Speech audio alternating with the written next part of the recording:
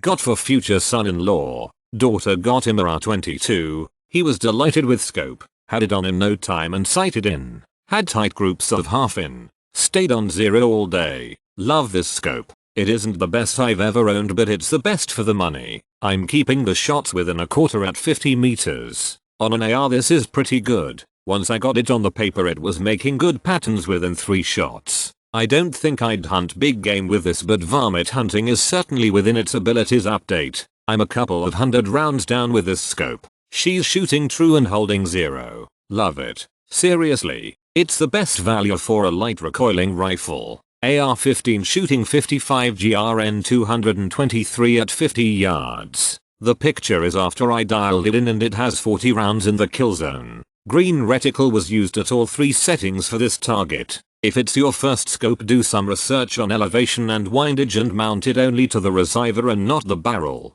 Worth the money and worth 5 stars. You have to be slightly intuitive to get this put together and find out where to put the batteries in, and in which direction they should go, as there is 0 instructions about this in the paperwork. When I put in the batteries for the laser, it wouldn't work. I flipped the batteries over. Still didn't work. Checked voltage on each battery, and found one battery slightly below 1.5 volts and it was corroded around the edges. See picture. Very old batteries. I didn't have any of the same size, but had some 345s, going from memory, because I threw away the package, and although they were about 50% thicker, they still fit and worked, but I have to leave the screw on cover slightly loosened or else the laser comes on as I tightened the cap switch cover. I have no idea why the laser would not work at all with the supplied batteries, but shipping really old, corroded batteries isn't a good thing.